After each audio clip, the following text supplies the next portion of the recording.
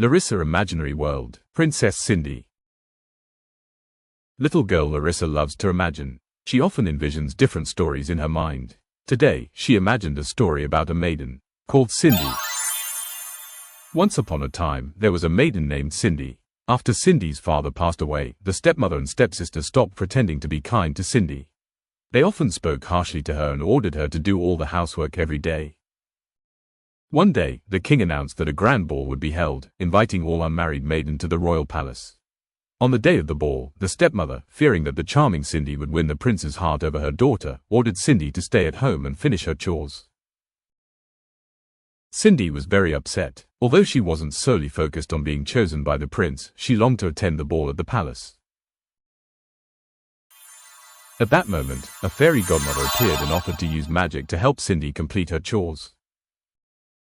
She transformed Cindy's attire into a splendid ball gown with beautiful glass slippers. The more beautiful Cindy's heart was, the more splendid the gown became. The fairy godmother also turned a pumpkin into a carriage to take Cindy to the palace.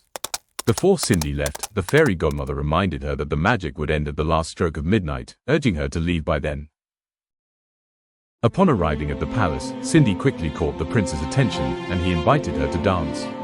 Cindy was delighted to find the prince polite, knowledgeable, and witty.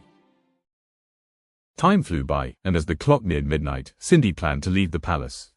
Promptly, before leaving, she decided to be honest with the prince. She confessed that all her beautiful attire was the result of magic, and in reality, she had only worn out clothes, making her unfit to stay at the palace. She asked the prince to meet her outside the palace the next day if he wished to continue their acquaintance. Cindy hurried off, accidentally leaving behind one of her glass slippers.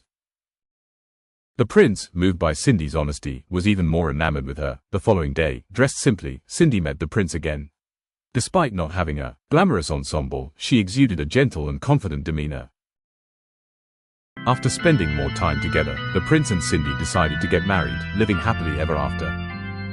As for the stepmother and stepsister's jealousy, Cindy paid no attention to it, for their envy was their problem. Cindy chose to live her own life well. Sweet dream, Larissa. If you enjoyed this story, don't forget to like, subscribe, and share it with your friends. Want to read more? Check out the link below to get your own copy of this picture book. See you in the next story.